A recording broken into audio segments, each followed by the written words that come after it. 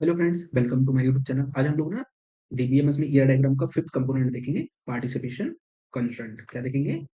Participation constraint. तो ये होता क्या है और ये कितने टाइप्स के होते हैं, आज हम लोग सब कुछ क्लियर करने वाले हैं पार्टिसिपेशन कंस्ट्रेंट के बारे में। ओके, तो सबसे पहले देख लेते हैं कि पार्टिसिपेशन कंस्ट्रेंट होता क्या है। Participation constraint specified whether the existence of an entity depends on its participation in a relationship. नहीं आया समझ? चलो देखते हैं। देखो, इजी तरीके से देखते हैं। पार्टिसिपेशन बताता है कि पार्टिसिपेशन पार्टिसिपेशन क्या बताता है? पार्टिसिपेशन बताता है कि इंटेंटिटी को इंटेंटिटी को रिलेशनशिप में होना जरूरी है कि नहीं।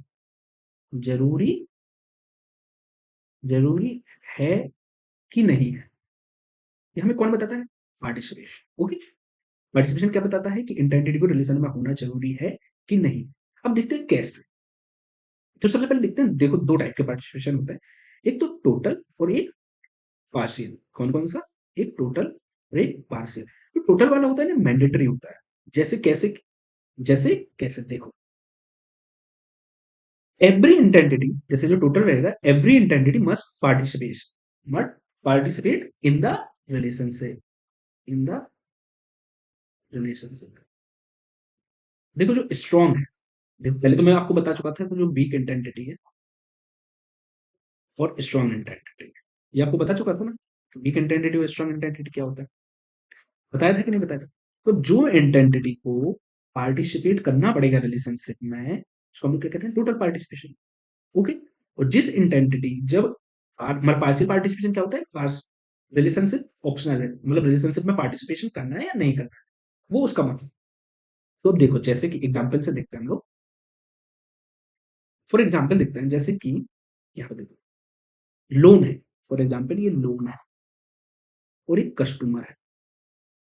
मैं आप लोग से ही पूछता हूँ, कस्टमर, जो कस्टमर है, ये बिना लोन के एग्जिस्ट कर सकता है? फिर से सोचिए, कस्टमर जो है वो बिना लोन के एग्जिस्ट कर सकता है?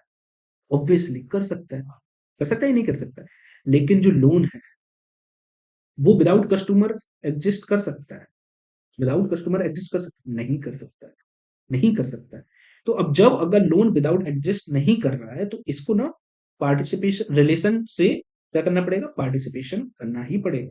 जो रिलेशनशिप रहेगी, ये रिलेशनशिप, इससे पार्टिसिपेशन करना ही पड़ेगा। तो मोस्टली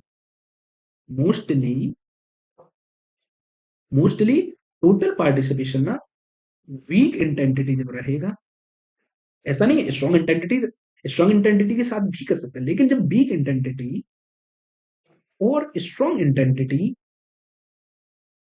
के बीच में जब रिलेशन रहेगा, बिटवीन जब रिलेशन रहेगा,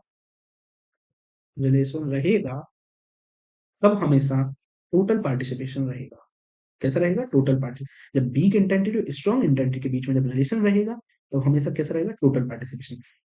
और स्ट्रॉन्ग इंटेंटिटी, दो स्ट्रॉन्ग इंटेंटिटी के बीच में टोटल पार्टिसिपेशन हो भी सकता है और नहीं भी हो सकता है। ओके, लेकिन स्ट्रॉन्ग और वीक के बीच में हमेशा टोटल पार्टिसिपेशन ही होगा, क्योंकि वीक इंटेंटिटी विदाउट स्ट्रॉन्ग इंटेंटिटी के एग्जिस्ट ही नहीं कर सकती है।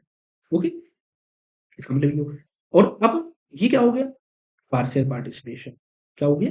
Partial participation. ये क्या हो गया? Total partial participation. समझ गए? अब टोटल को किससे करते हैं? डबल लाइन से। सिंग और पार्शियल को किससे करते हैं? सिंगल लाइन से। यहाँ तक क्लियर हुआ? तो टोटल कब होता है और पार्शियल कब होता है? ओके, तो चलो, अब हम लोग ना अगले लेक्चर में देखेंगे कि case study to ER diagram कैसे बनाते हैं। ओके।